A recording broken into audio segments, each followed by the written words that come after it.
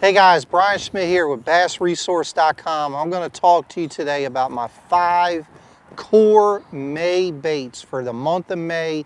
These are my 5 core baits. This is going to cut down on a lot of guesswork for you guys.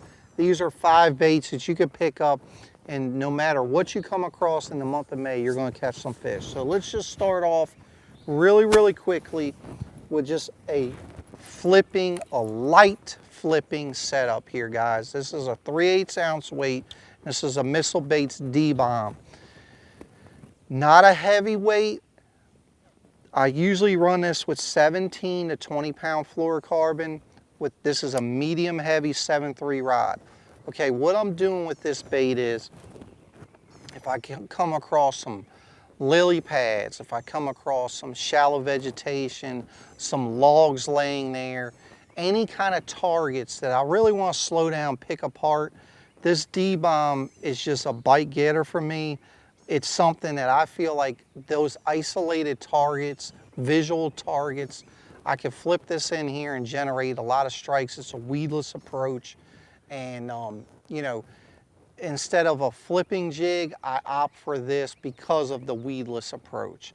I believe it gets you a lot of the same bites that a flipping jig would get you, but it's more weedless. So 100% a light flipping setup, a 3/8, you know, I'm gonna say a 1/4 to a 1/2 ounce tungsten weight, depending on what you want to do, will get you covered with this approach. Next on the lineup, guys, this is a Wacky Worm.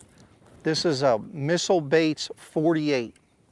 Okay, anytime you're in May, I don't care where you're at, from California to Texas to New York to Florida, a Wacky Worm's gonna catch a lot of fish for you. This is something you throw at everything, guys. You skip it around shallow vegetation, you skip it up underneath boat docks, you come across a bedfish, this bait catches them everywhere you go. And a little cool thing I do with this particular bait, I have it on a Hayabusa Special Wacky hook, but I actually put a Rains nail sinker in the middle of this bait. I insert it in the middle because the 48, both ends of the 48 are the same. It actually gets thin in the middle. So what the weight does in the middle of this bait, it lets both ends of the worm flutter as it sinks. Instead of like a traditional Wacky Worm where one end's a little different size than the other, it falls kind of sideways down. Both ends are fluttering on the way down. I really like it, guys. But yeah, so the approach with this is very simple. Once again, visual targets.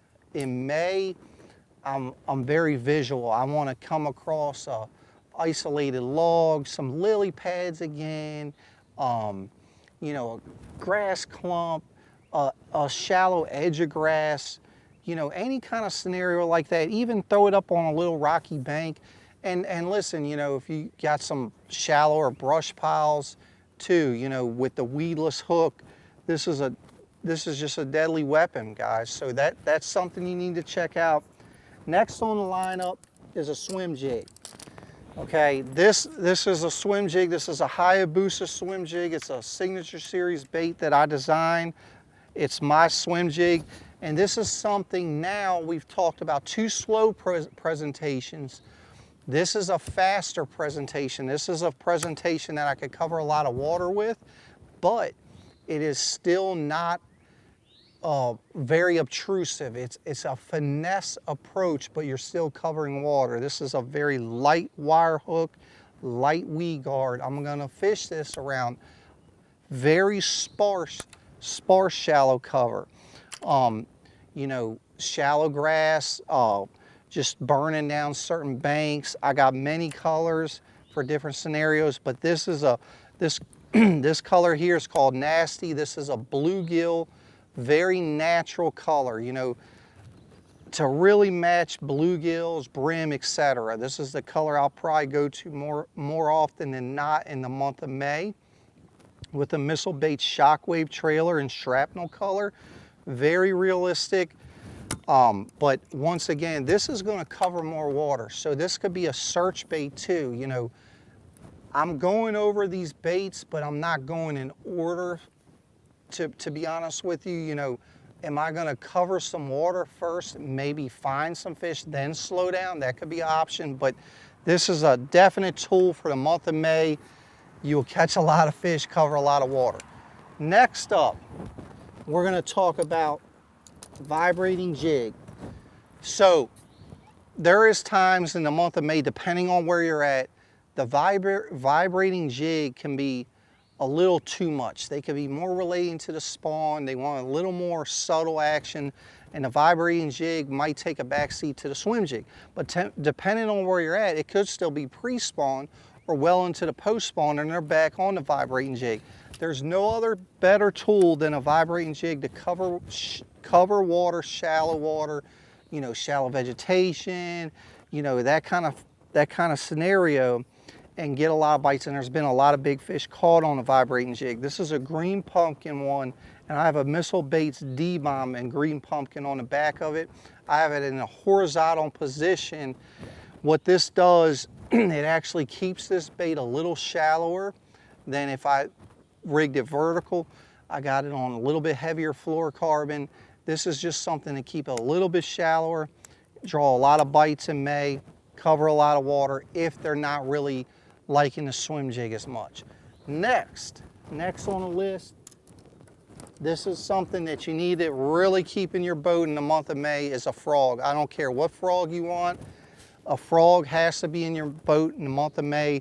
You'll find that you will come across scenarios that early post-spawn fish, they're still hanging around shallow, will absolutely go crazy for a frog, as well as places that provide spawners that you can't see, okay? And what I mean by that is, you know, some shallow water habitat that the water's just not clear enough, but they're spawning. This is a tool that they will also show themselves to you. You know, you're working this over the shallow cover and you're getting explosive blow-ups and so forth, and a few are gonna really eat it really good, but it's gonna show you where they're at. But once they get into the post-spawn, guys, they really eat this. I keep this in my boat almost year-round now as I travel, but in the month of May, it really, really shines for me, you know, as a frog. So that's my 5 key baits for the month of May. Check them out.